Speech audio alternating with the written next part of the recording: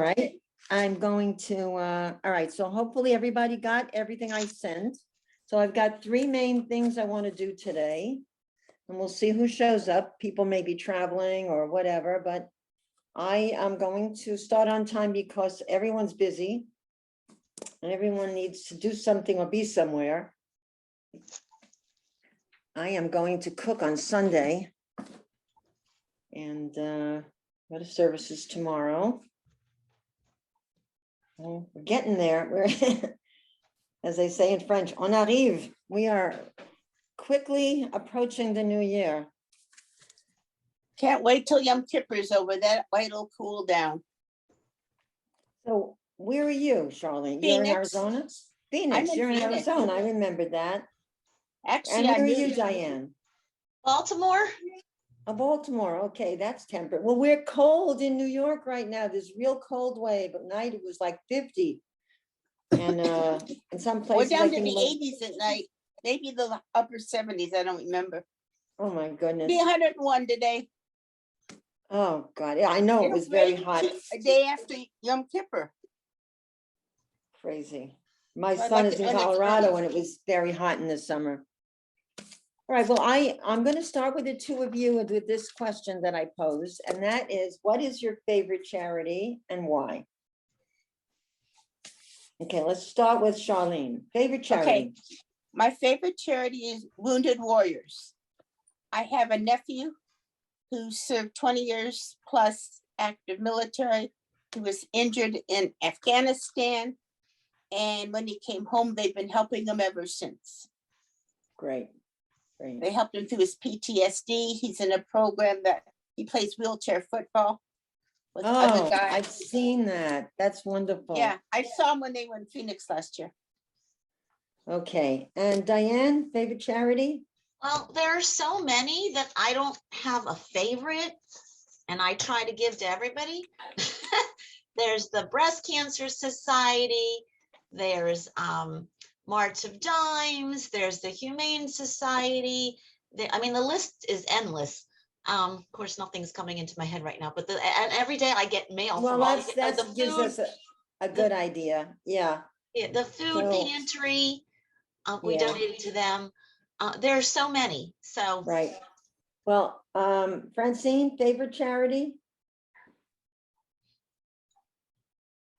Can't hear you. You're muted. There you That go. better? Okay. I think we give most to the synagogue.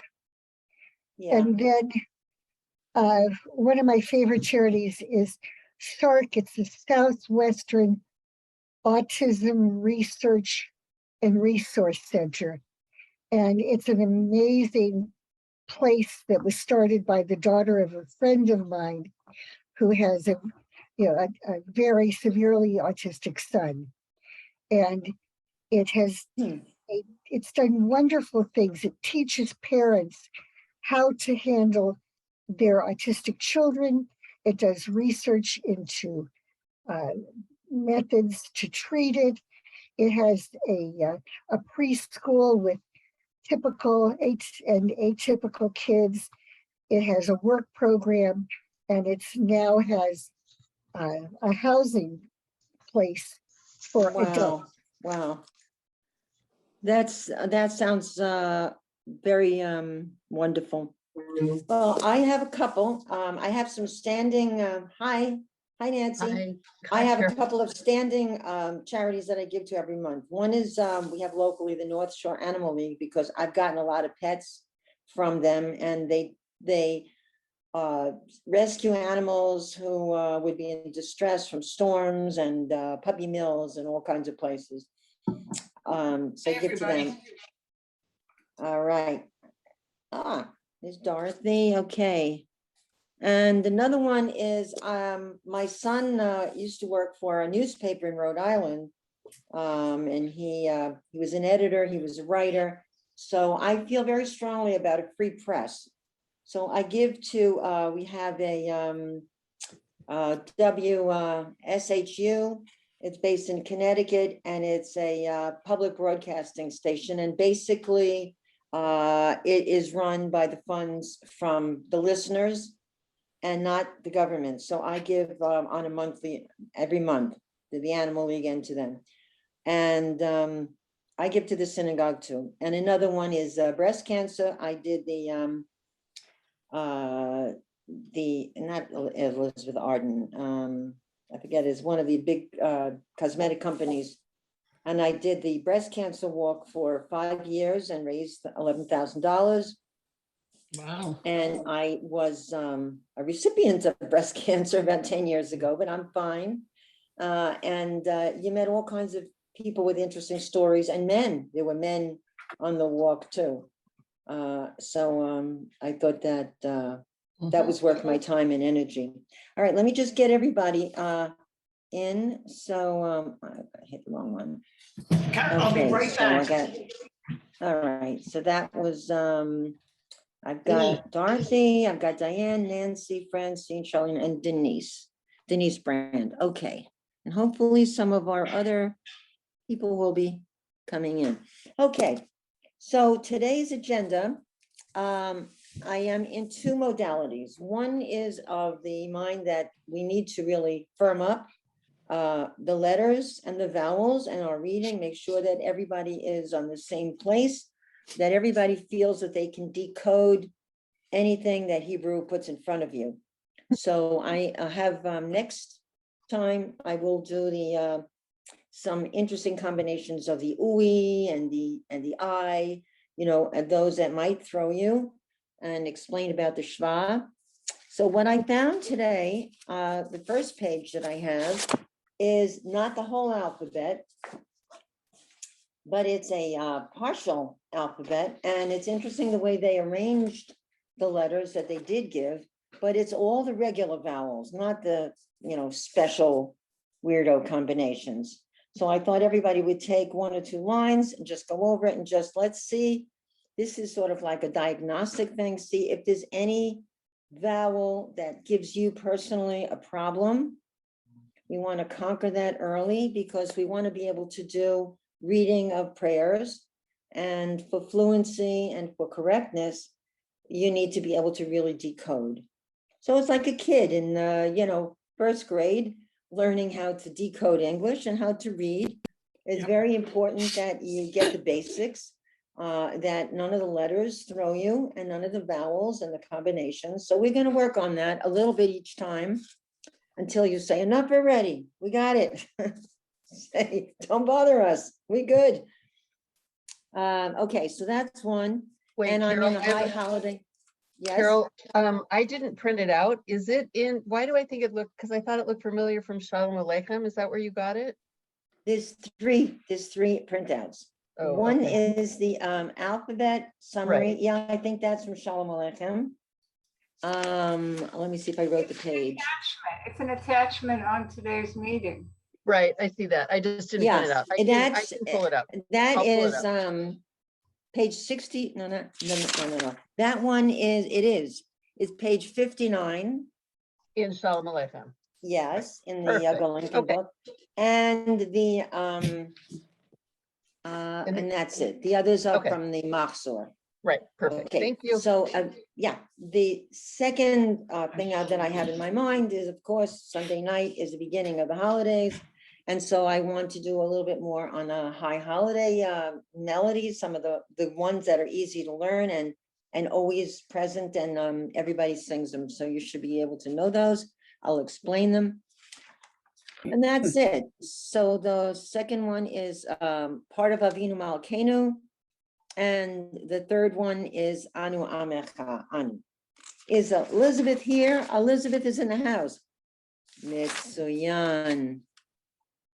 If you couldn't figure it out, that means great. Okay, so let's just quickly just spend a very little bit of time in what's your favorite charity. So we heard from Francine, Diane, and Charlene and me. Nancy, favorite charity? I struggled with this. And what I will quote is at our last, I sit on the board of the synagogue, and at the last board meeting, we don't have a minimum, for board members to donate. It's not a board of people who are big givers necessarily. It's a lot of doers. But what was said was make sure that the synagogue is one of your top 3 priorities. Right, yeah, I 100%. In fact, I just sent my husband with a nice fat donation for the Yom Kippur pledge. And I'm donating that towards Synagogue Security. Oh, right. Right, we have two funds. One is the guards that sit there when we have services. Like when I come in on Shabbat morning, there's a guard there. When the children go to Hebrew school and any important functions, we have a guard. They are armed. I guess these are retired policemen. And the secondary fund is for the building, to secure the building, cameras and lights and things like that. I mentioned when we had a meeting at the synagogue that we were up in Boston a couple of years ago, and we were just strolling around and we saw there was a synagogue. So we walked and we got to the front of the synagogue. As soon as we got to the front of the synagogue, the light went on, bright light, and a recording said, "Step away from the synagogue. If you do not, the police will arrive in a few minutes." I said to my husband, "Let's go. They'll arrest us." And so that was very effective, is what I can say. Okay, Denise, what do you say? Charity?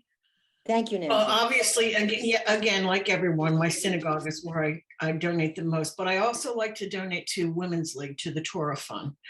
Yes, Because Women's League has done so much for me. And I like to be able to think that I'm helping somebody else become a rabbi.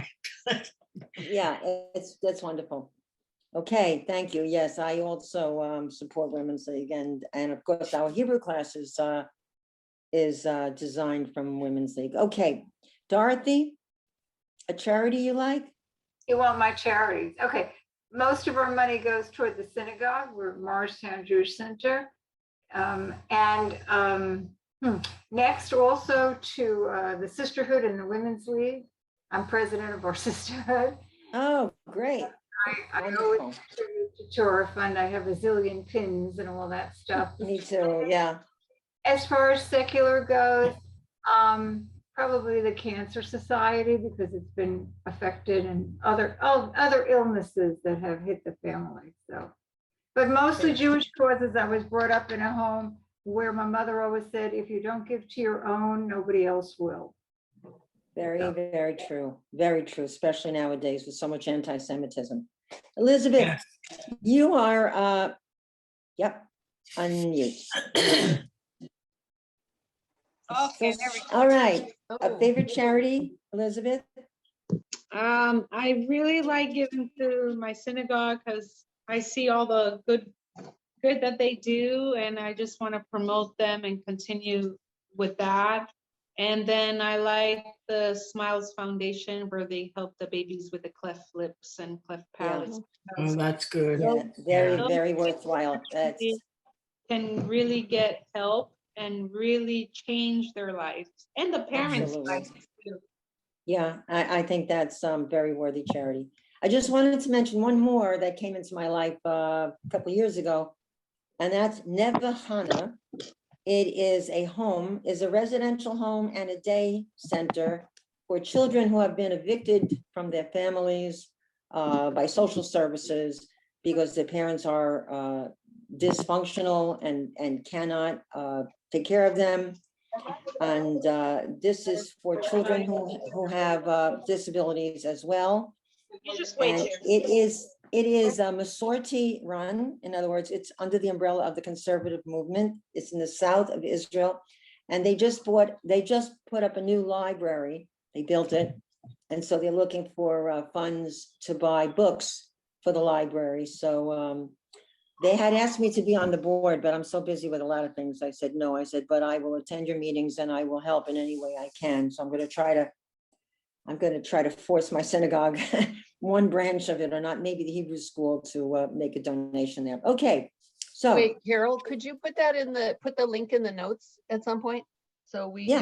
Yeah, I will. I mean, buying a book, and they have book plates, and they will send acknowledgement. It's a nice Hanukkah gift for a grandchild, because Right. it's a nice way to teach tzedakah to a grandchild instead of just giving them a lot of gifts, which I do. In fact, we have 5 grandchildren in one house, and so we call it Mount Hanukkah. We come with big shopping bags and we pile all the gifts up on a table and the kids go, oh, they're so excited. They can't wait. And one is designated as the postman or postwoman to deliver the gifts. And I don't know, when they're 40, will I still be doing this? I think so. I think they'll always remember that. That's one thing for sure.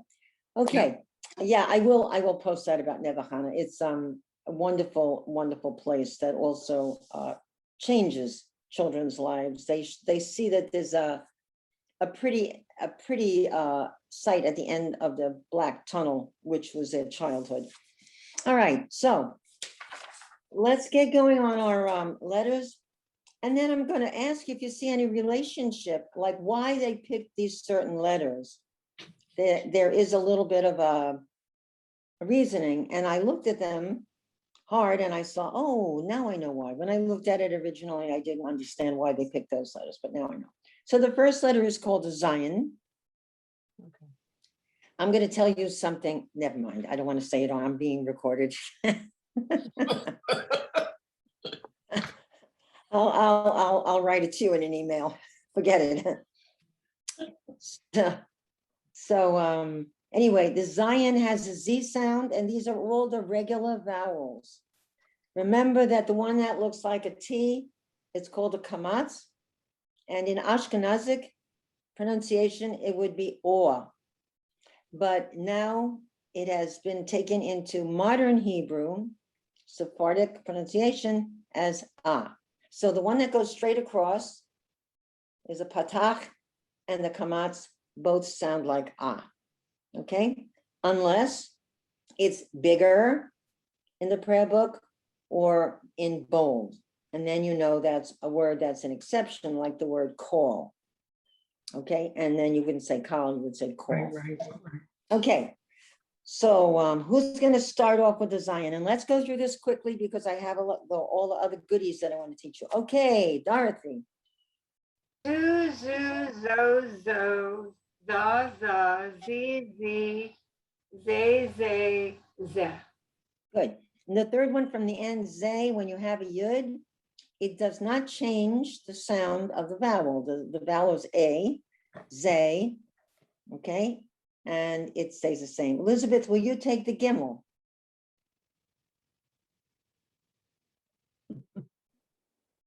Wait, you're on mute. Okay, Oh, there. I'm putting the mute on because I'm at work and people are passing by. Okay. We have gu, gu, go, go, ga, ga, gi, gi, gay, ge, ge. Good. It sounds like a lot of baby talk, right? So I was wondering why the Zion and the Gimel were chosen. Can anyone see any reason why? It looks similar. Yeah, they look a little similar. Okay, very good. Because the right-hand side of the Gimel looks a little like, it's like a little bit like the Zion. Okay, now we get to the pay and the thay. Remember the pay Before we has go, the- wait, before we go any the further, point. can I ask a question? Denise, What are we reading from or what are we following? Is this the handout that you sent us? mhm. yes. This is what I Alright. sent you. The first one. I sent 3. Yeah, I know. Okay. Okay, this has just been a rough week for us, so I didn't even, I didn't even open it. So I'm gonna see if I can get my Gmail up and print them out and then I'll Okay, try again. all right. Do So you the have a pay, copy, Denise, do you have a copy of Sholem Aleichem, the book that we used last time? No, Oh, no. okay. oh, all right, Okay. because I took it from there, only I made it like 150% instead of, just so that you would be able to see it. All right, Okay, I'm so gonna the try to get it. pay has a point, it kind of looks like a face. All right, so it's a pay, and the one without the point is a fay. Okay, Diane, Did you need a reader? I need a reader, it's you. Okay. I just want to get it over with. Oh, Poo, poo, po, po. Pa, pa, pee, pee, pay, pay, pet. I should have said that line was X-rated. Okay. All right, now, since you did such a good job on that, why don't you do the fe also? The next one, Diane. Sure. Foo, foo, fo, fo, fa, fa, fee, fee, fe, fe, fe. Ooh, fifi, ooh la la. Okay, so you can see that these letters could trick some people because the one with the point is the p and the one without the fe is the f. Okay, and we have the next two letters have exactly the same sound. The one with the dot was always called a tav, like in the word Torah, and the one without is also a tav. And that used to have an S sound, a sab, but in modern Hebrew, they both will have a T sound. Okay. So, Nancy, you want to take that? Sure. Tu, tu, to, ta, ta, ti, ti, te, te, te. Okay. And the next one is actually the exact same thing. Okay. So those two, same sound. Now, what is the name of the next letter and why are we grouping this with the tav? Body and then I'm sitting there. Because it's What, also a what's T this? sound. Yeah, and the name of the letter is a tet. Tet. A tet. Okay, so we have the same thing. It's actually the exact same sound as the two previous ones. So that's a group of three. The tav, the two tavs, no longer call them sav, and a tet. So we'll move on to the next. The bet and the vet. So why are they linked? A bet and a vet? There's a dot that separates the two of them. Right. So with the dot, it's a b, and without the dot, it's v. So we have bet and vet. Okay. So we don't have to do the both of them. Can somebody do the first line with the bet? Let's see. Do I have someone that I haven't? Okay. Francine, how about you? Boo, boo, bo, bo, ba, ba, bee, bee, bay, bay, bear. Excellent. Okay, now we move down. The next letter is a vav. It is not a zion. The zion is a crooked one. And the vav has, it's like a straight staff or a walking stick. It's just straight, plain straight. Okay. Everybody have a turn at this? Who wants to take another chance? Another turn at it? Oh, wait, there it is. Okay, Diane, hit it. Voo, voo, vo, vo, va, va, vi, vi, ve, ve, ve. Right, like oy vey. What I'm gonna do, when I know you know all your vowels and your letters, I'm gonna send you what Charlene knows. I used to send a secret message, and I call it phonetics. I write out a message using Hebrew letters and vowels, because I have a Hebrew typewriter, a Hebrew keyboard. But when you pronounce it, it's a message in English. And so it's fun, you know, like if I say, hello, how are you? I would be saying with a hey and an e vowel, he, and a lamed and a vav and a dot, hello, and so forth. And so it's just kind of fun. So we have the vav. Then we have the next two letters also people confuse. The hey, which is an H sound. Remember, at the end of a word like Torah or Todah, it's silent. At the beginning or the middle of a word, it sounded like a regular H. The one under the hey is a chet. Remember my story about Yitzchak, and the kid was saying Yitzchak, and I said, no, no, no, don't, I don't want to ever hear that again. I said, you go home and practice your name, Yitzchak. So it's, you know, I kid around with the Hebrew school students. I used to say, you have to be born with the chet in your throat. You have to be Jewish to have the Chanukah. Okay. All right. So let's try the chet sound. Somebody brave want to try the chet? Denise, did you find it? I'm getting it. Oh, great. Oh, As we fantastic. speak. Charlene, you want to try the chet? No. I can't do that sound. I can do the H's, but not that. All right, do the H's, do the hey. Okay. Who, ho, ho, ha, ha, he, hey, hey, heh. Okay, perfect. So I used to tell the students, these are seventh graders, mind you, and they don't listen to anybody, me included. So I had to make up things to make it fun. So I said the hey is a convertible letter, like a car. It's got an open top. That got the boys' attention anyway. So the one that's open at the top is a hey. Chet is solid. It's got, the lines are attached. There's 3 lines and they're attached. But the hey, it's open, I would say to them, repeat after me. Hey, it's open. And there you go. So we know we have sound alikes in Hebrew. So we have the chet, the one that's solid, and the chaf. They both have a ch sound, right? Like in lach, lomen, or ach, deliba. All right, so that's the same thing that we had above in the chu and the chu. Can anyone say that sound nicely for us? Elizabeth, want to try? The who? The who? Yeah, is that a musical group? So, who, ho, ha, ha, he, hey, hey, hey. Okay. Okay. So now you can see what Rabbi Lincoln was thinking. He wanted to make sure that we were not confused. He was unconfusing us because you had the hey and the chet. Okay, the hey is open. And then you come with the chet and you have a chav. Both have the same sound. They don't look like each other, but they have the same sound. And moving right along, the chav with the dot is a k, like a regular K sound. So I love, I'm going to say this line because I like this line. Cuckoo, ko, ka, ki, ke. Some interesting words there. Okay, so the next letter is a kuf. So we have a kaf with a dot and it's rounded, and a kuf.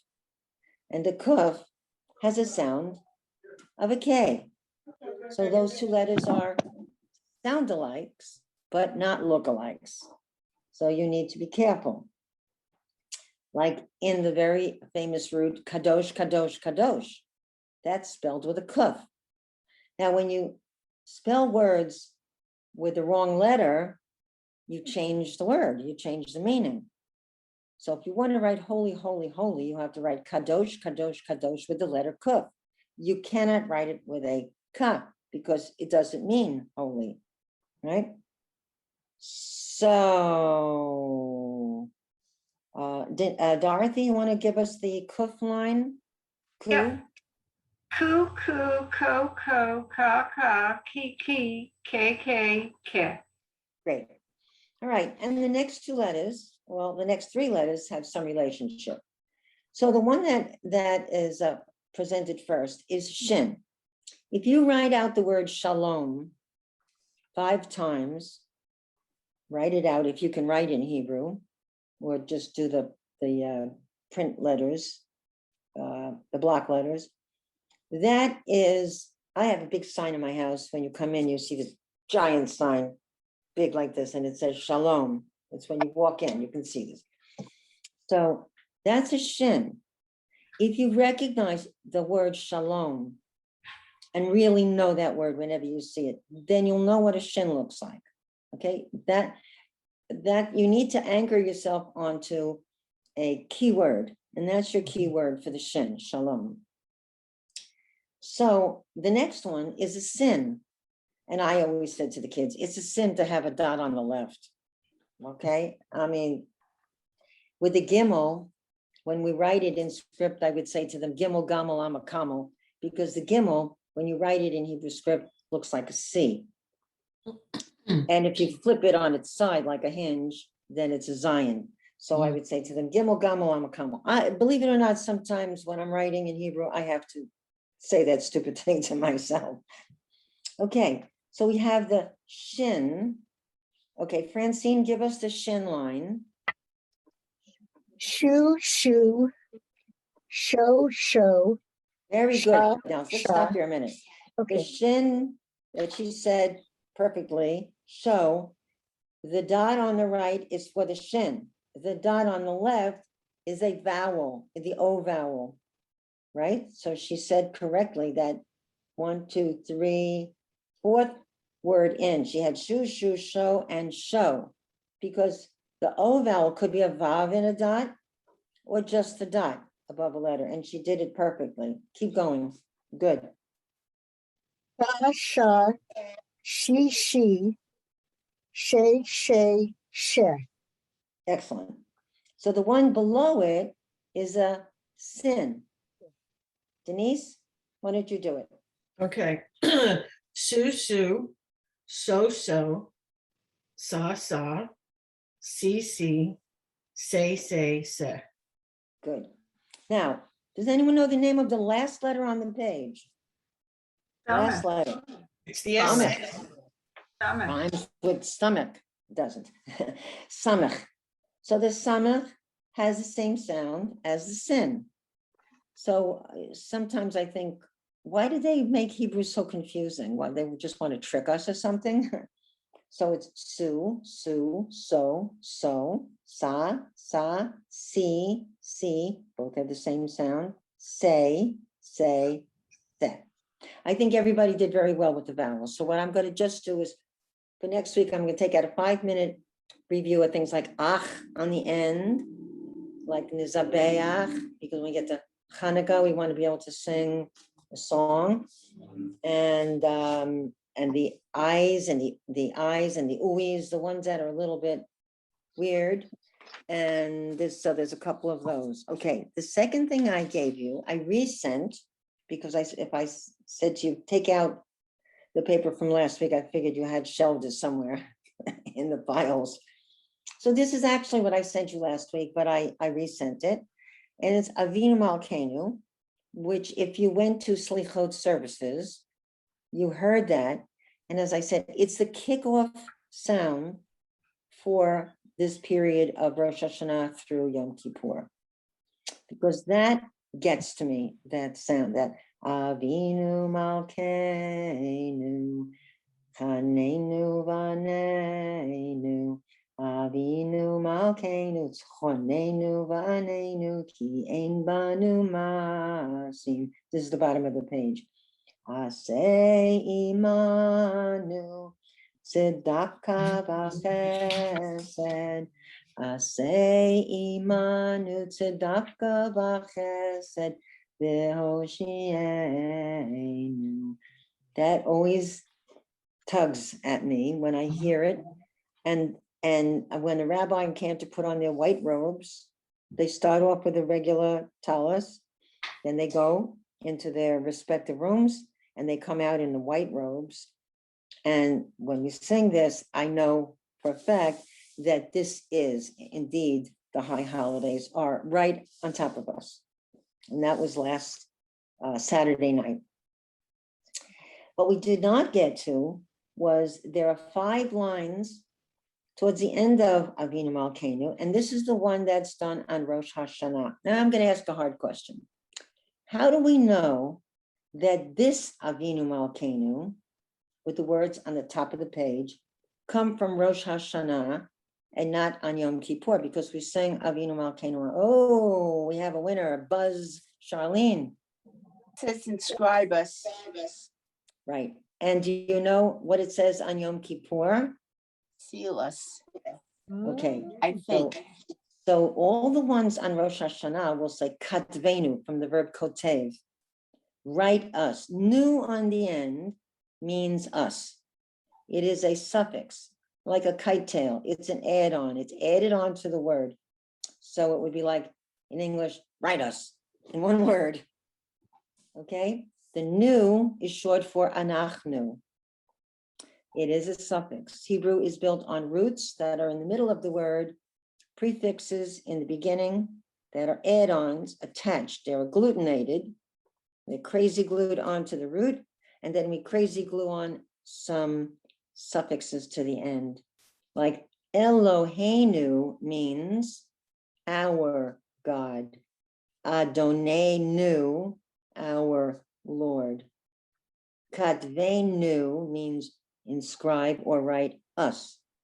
And again, as I said last week, this is all in the plural. We're all in this together. It's like a boat, sink or swim, okay? But together, we are very communal based. Even if you're mourning, you can't do it in private. You're not allowed to. You've got to have 10 people to go to your house and make a minyan for you to say the morning Kaddish.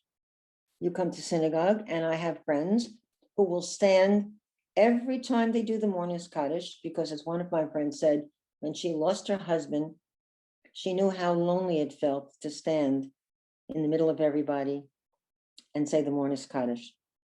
So she decided from that time on that every time it was recited, she would recite it along with the other mourners. It's a very beautiful, giving idea. Okay, so let's take a look at what this says. So on Yom Kippur, it's going to say, Chatmenu, seal us. Seal us in the book of life. In other words, close it up. So we have 10 days to ask forgiveness. And I don't know if I mentioned it last week, but the Jewish tradition at this time of year is before the high holidays or even during the high holidays, the tradition is to go to the cemeteries. And even if you are visiting people who have passed, you're supposed to say, if I have ever done anything to confront you, to embarrass you, Okay, that. demean you, I ask forgiveness. So that is above and beyond, you would say, right? To go to the cemetery and ask, but we don't know what happens when people die. We say their soul lives on and their memory certainly lives on. And even if it doesn't help them, it helps us. It helps us confronting our own misdeeds, things we might have said in anger to a brother or sister, parent, child, and it clears us because we're wiping everything clean. And by saying it out loud and by confronting it, confronting our own failings, that's the redemption. That's how we start clean. I think this is very powerful. I'm not going to go this week, but I think I'm going to go next week. My parents are buried in a cemetery upstate in New York. It's called Valhalla. That's the town. Wow. One might think they were Norse gods and goddesses. The Jewish cemetery. And there's no dog at their feet. Okay, so the lines. Avinu Malkeinu. Does anyone know what that means? What does Av mean in English? Av.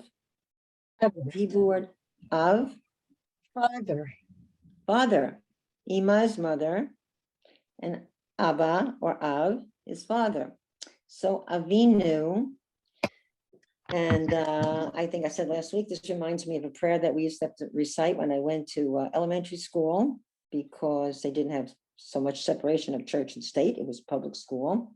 And they would recite the Our Father prayer, which is not Jewish, but this one is. And the Our Father who art in heaven, hallowed be thy name. And I learned it because I used to hear it every week. The principal would recite that. Okay, so Avinu is our father, Malkeinu from Melech, our king. Okay, so then it says Katvenu. Kotev means write. Write us, inscribe us. The in Sefer. Sefer is a book. In the book of life, the Sefer Chaim Tovim, good life, for good things. Okay, we should be written in that good things will happen to us. So our Father, our King, write us in the book of good life, right? Meritorious life sometimes.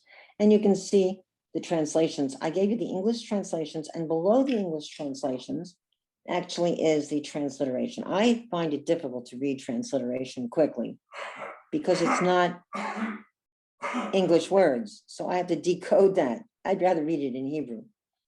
Okay, so I want you to repeat after me. Avinu Malkeinu, Avinu Malkeinu, Katvenu, Avinu, B'Sefer Chaim, Sefer Chaim, Tovim. Tovim. Sefer is a book. Okay, the next line. Avinu Malkeinu, Avinu Malkeinu, Katvenu, Katvenu, B'Sefer, Sefer, Geula, Geula, Vishua. Vishua.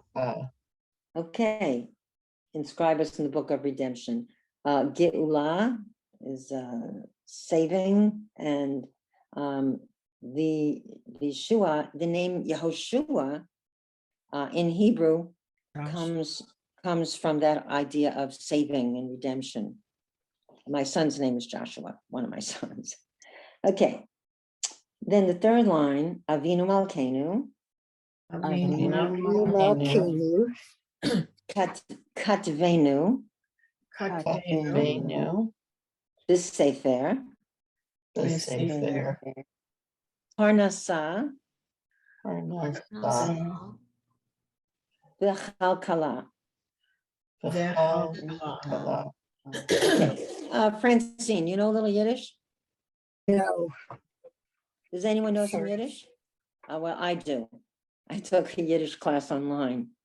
So parnusa in Yiddish means a livelihood, parnusa.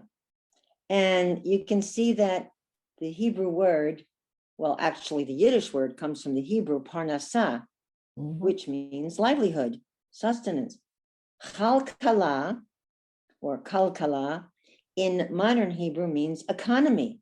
So the office of economy would be Misrad HaKalkala, kalkala, like calculations, okay? You can see you can hear that it's similar to that. So that's economy. Okay, and they say here the book of sustenance. Well, sustenance is money and finances, right? And livelihood, and so it makes sense. The fourth line, Avinu Malkeinu. Avinu Malkeinu, Oh, you're going to sound like a bunch of rabbis soon. Katvenu, Katvenu, B'Sefer, Sefer, Zichuyot. Zechuyot, In Hebrew, they sometimes use the term bizchut, for the merit of, bizchut, for the merit of your parents. So zichut means merit. And that's a very nice expression, you know, like you want to talk about your grandfather. I'm doing this in honor of bizchut, my grandfather who was a rabbi or whatever, you know, that's the way they use it, bizchut, zichut. So zichuyot, and they say merit. It means honor, merit, kavod. Okay, the last one we have here is Avinu Malkeinu, Avinu Malkeinu, Katvenu, Katvenu, B'Sefer, Sefer, Slicha, Slicha, Umechila. Okay, so if you were in Umechila. Israel at the crowded bus station and somebody pushed in front of you and he didn't say slicha geveret, excuse me, pardon me, miss, or adoni, sir. He's very rude, and a lot of Israelis would not think of saying that. But the slichot service that was last Saturday night is the service of we're starting to ask for forgiveness. So slicha in modern Hebrew means pardon me, excuse me, slicha. Okay, slichot is just the plural, but it means the same thing, forgiveness, slicha. So if you ever go to Israel and you bump into somebody, you go, oh, slicha. Now you know Hebrew word. Okay. Now I'm Carol, I going to have a call on people. question. Go ahead. Okay. This is about the transliteration. Oh, I didn't do it. I know, some of the H's have a dot under it, and then Then there's a KH. That's zechu. They want to have ch. They're trying to approximate the ch sound. It's not zekuyot, it's zechuyot. All right. And a dot, slicha. The dot under the H again makes it a ch, a chet, slicha.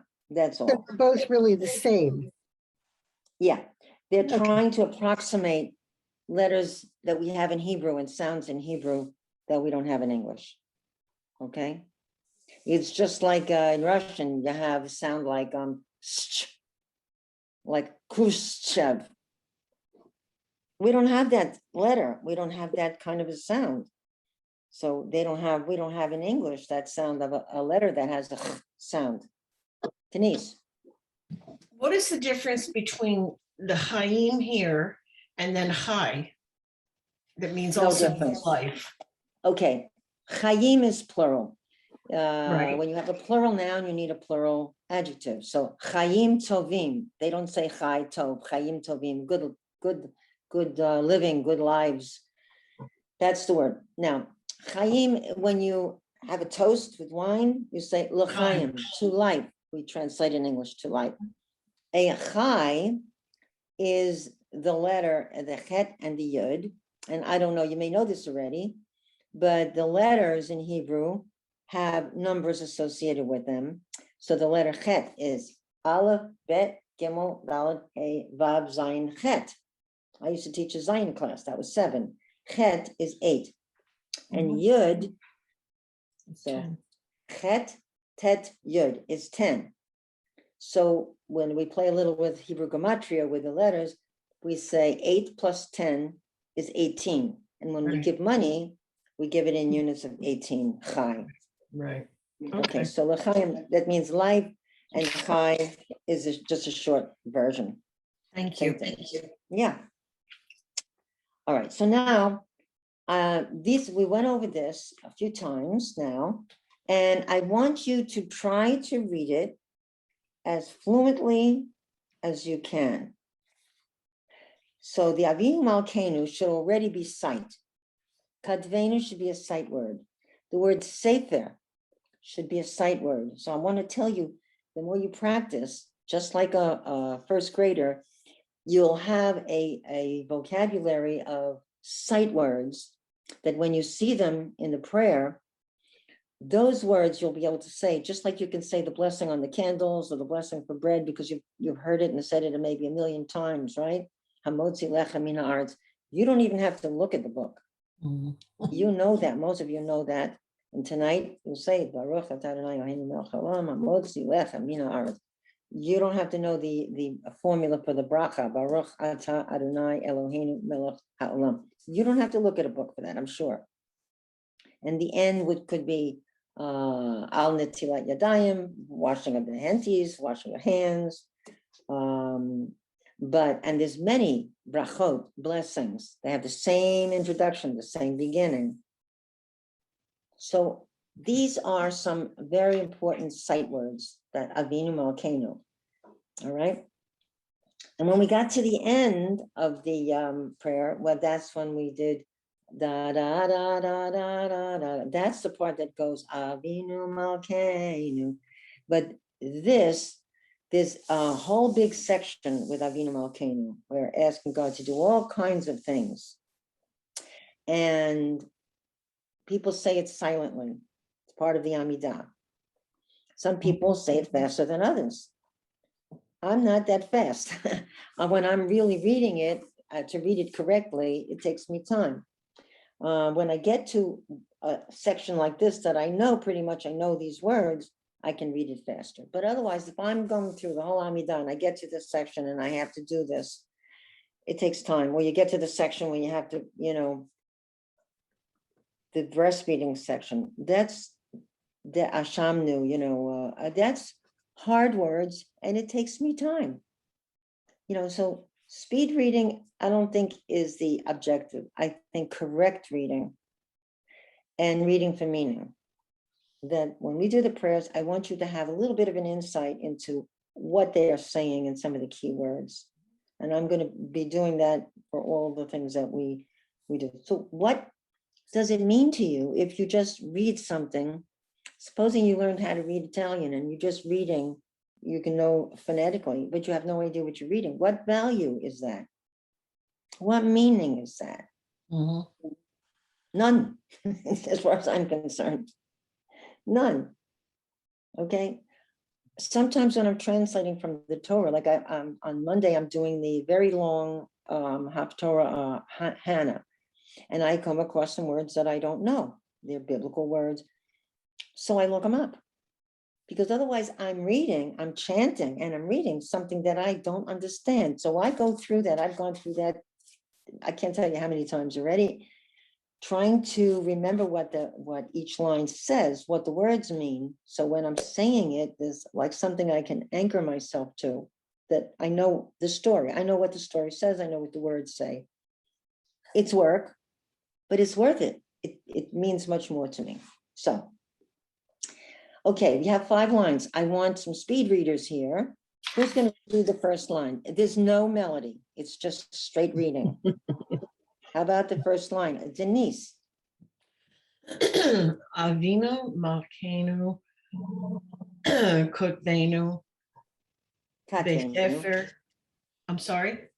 Katvenu. Katvenu Besefer Hayim Tovim. Excellent. Second line. Beautiful. Beautiful job. Who's going to take the second line? She was very brave. All right, Elizabeth. Unmute. Thank you. Avinu Malkeinu Katvenu Besefer Geula Vishua. Brava. Mitsuyan. Mitsuyan. Yeah, Line I like 3. that. Very, very lovely. Line 3. Do we have a taker? Sold to the highest bidder, Francine. That's for $18. Avinu Malkeinu Katvenu B'Sefer Parnasa V'Halkala. Excellent. Oh, your last term's Hebrew teacher will be very, very proud of you. Okay, the 4th line. I'll take it. Come on, Charlene. Avinu Malkeinu Kadvenu Besefer Zikurot. Okay, I know you said you can't pronounce that. Zechuyot. Good, good. And let me just check if there's anybody who got on here late. I think I got everybody. Okay. Okay. And the last line, Dorothy. Avinu Malkeinu Katvenu B'Sefer Silicha you don't pronounce the yod, right? Well, no. Umchila. With or without the yud, it's still going to be chi. That's syllable. You're right. Umchila. Umchila. Right. It doesn't change it when you put the yud there. Right. Okay. Right. So with the dot or with the dot and the yud. Okay. The dot is called a chirik.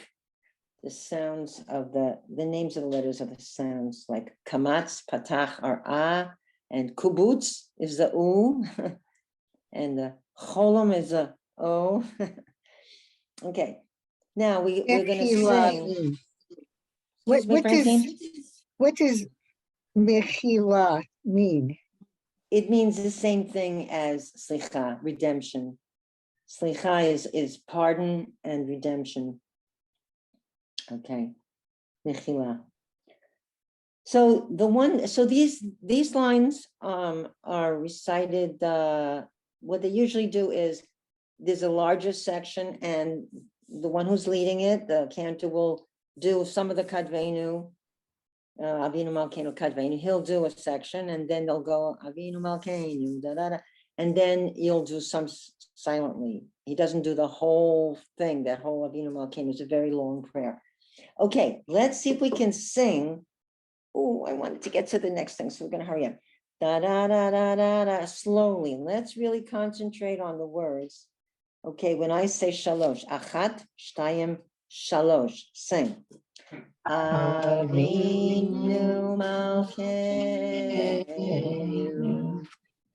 chonenu. What happened to the chorus? Wait, what line are you on? Avinu, on the bottom of the page. Repeat. Avinu malkeinu, chonenu, va'anenu, ki ein banu masim. Last line. Aseh imanu tzedakah v'chesed. Repeat that. Aseh imanu tzedakah v'chesed Yehoshieinu. Now, what I want to happen in during services, when they sing this, I want you to jump out of your chair and say, I can read that. I can sing it too. So if they ask you, will you please step outside? No. Okay, the last page. Now, last week we did Hayom, Hayom, Hayom, Hayom, Hayom, Hayom. Okay, so that's a big crowd favorite. This is in the machzor. Does anyone know what a machzor is? I just made some pea soup with mach bones. That's something different. Francine, you know what mach bones are? It's the high. Oh, I'm sorry. I don't know Does what anyone know what bones mach are. bones? Does anyone ever go to a kosher butcher and ask for mach bones? Well, I was taught to make soup with them and stuffed cabbage with them. Marrow bones. Oh, When I go to the Gourmet Glatt, that's on Long Island, and they have kosher meat. They're now more expensive than they used to be. But when I made a pea soup, it was delicious yesterday. I put the marrow bones in there, mach bones. Okay. So a machzor has nothing to do with beef bones, marrow bones. The dogs like those. So a machzor is this. I'm going to show you what I have. The lev shalem. So on the high holidays, we use a separate siddur. We do not use the everyday one for Shabbat and holidays. We use a high holiday. It says machzor, Rosh Hashanah, and Yom Kippur.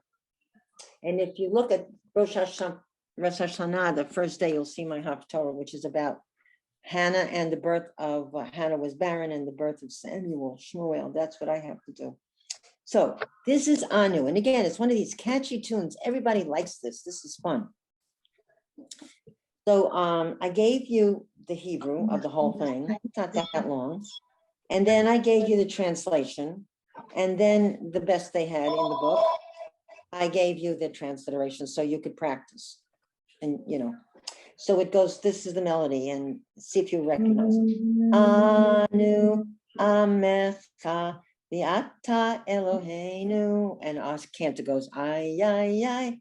Anu vanecha v'ata Avinu, ay, ay, ay. Anu, and we go, anu, anu, anu, anu. The ones who want to annoy him, we do that in between. Anu avadecha v'ata Adonenu, ay, ay, ay. Anu techalecha v'ata chelkeinu. And that's the melody. Does that sound familiar to anybody? Ever hear it? No. Nancy says yes. Yes. Yes. Anybody Yes. else? You and I are singing in the wilderness, baby. We're a tribe of two. We have a different melody. Oh, what is that? How does it go? Anu amecha v'ata Eloheinu, Anu. But I can't read it fast, but it's like a da da da da da. Oh, da, okay. da, da, da. It's a Nice, jumpier nice. tune. Okay, it's a little peppy. Yes. Does anybody else have a melody for this? Did you ever hear this before, Elizabeth? Oh, you're muted again. She's working. No, Denise, Diane, did you ever hear this? Not in my. Never. Towards the end of the service. Oh my. All right, Maybe well, I'm just anyway. missing it. Yeah, you might. All right, I wrote it to you. It's on page 234 of the Machzor Lev Shalem. What you might want to do is ask the rabbi if you could, well, they wouldn't want you, yeah, well, it depends how strict they are. If you could take one home with you and you could practice some of these things. But I gave you a couple of the melody, the songs. Anyway, Anu is short for Anachnu, we. Again, it's in the plural. We are. And the whole thing is balanced. This is like a symbiotic relationship between man and God. This is such a beautifully balanced song because the first part says, we are your people. And then it says relationship and how is God relating to us? We are your people. So what are you doing for us? You are our God. And the next line says, Anu vanecha, the word ben or bar, a ben is a son, banim are children. We are your children, and you are our parent. Actually, it says you are our father. Then it says, Anu avadecha, we are your servants. Eved is a servant, and you are our master, because the word Adon is master, Lord, master. We don't mean it like master with a whip. We mean it nicely. Anu kahalecha. Okay, I want to ask you, do any of your synagogues have the word kehila as part of the name, kehila? Kehila means congregation. And there could be something like Kehila Beth David, Kehila, I don't know, B'nai Mitzvah. Kehila is congregation. So it says, Anu Kechalacha, we are your congregation, and you, the Ata Chelkenu, and you are our portion, you are our inheritance. So there's a very nice relationship, we and you, I and thou, okay? And it's balanced in the relationship, and it goes on, Anu Nachalatecha, we are your inheritance, your heritage, the Ata Goralecha, and you are our destiny. Anu Tzonecha, Tzon is a sheep. We are your sheep. And what would be the relation? What do you think? And Ata Ro'enu, who guides a sheep? Shepherd. A shepherd. King David was a shepherd when he was a little boy, right? And Moses was a shepherd. Anu Charmecha, Kerem is the vineyard. The Ata Nodrenu. You are, I don't really know that word, but it says guardian, I'll trust them. Anu Pe'ulatecha, we are your creatures. The Ata Yotzrenu, and you are, well, what would be the relationship between creatures and the creator? You are the creator. Anu Ratecha, we are your spouse. That's a biblical word for spouse. The Ata Dodenu, you know the Dodi Li La La. Okay, Dodi is beloved. Dodi Li, you are my beloved. That's a nice Israeli dance. If you ever took Israeli dance, it's a lot of fun. It's when I got married. Ata Dodenu, you are our beloved. Okay, so the spouse and the beloved. Anu Segulatecha. Segulatecha is a very nice word. Segulatecha means treasure. Segula. The Ata Krovenu. We are your, well, here it says cherished ones, and you are near to us. But Segulatecha really means we are your treasure. That's nice. I like that. And you are near to us. You treasure us. Segulatecha. We are your treasure. And Anu Amecha, again, Anu Amecha, V'ata Malkeinu. We are your people, we're your people. And you, ve'ata, ve is and, ata is you, Malkenu, you are our king. We are your people and you're our king. Anu marmi renu, it comes from the verb amar. In our Hebrew school, we used to play a game called Shimon Omer, which is Simon says, Shimon Omer, Yadayim al harosh, Yadayim al ketefayim. Oh, you're out, I didn't say Shimon Omer. So we used to play with them Shimon Omer, Simon says. So Aleph, Mem, Reish. You see in the both words, Aleph, Mem, Reish, in the middle of the word. And that root means speaking. And says, we are the ones you address, we are the ones you speak to, and you are the one to whom we speak. Okay, so we speak to each other, we communicate. So I'll just do, oops, it's overtime. I'll just do a few to give you the melody, at least the one I know. It goes like this. Anu amecha v'ata Eloheinu ay ay ay anu vanecha v'ata Avinu ay ay ay anu avadecha v'ata Adonenu ay ay ay anu kechalecha v'ata chelkeinu. So I wanted to introduce you to some of these really nice melodies, the fun ones. Next week, I'm going to bring us down. And next week before Yom Kippur, we're going to do Ashamnu, where all the bad things. And I want you to tell me, and I'm going to write it too in my note to you. I'll send it to you, Ashamnu. I want you to look at that list of all those terrible things, those sins. And I want you to tell me, for you personally, which ones do you think are the worst? What sins do you consider the worst sins? It's a long list. It's a long list. And I dare say that no one in the congregation has done all of those things. I don't think we have any really that horrible people. But some of us may have done some of the things on that. We can check off some of those things on the list. And so I guess we help each other to lift the burden by saying it together. It's very hard to look in the mirror and say, you're a bad person. You did this, this, and this, you know. What I'm saying is it's hard to admit to ourselves.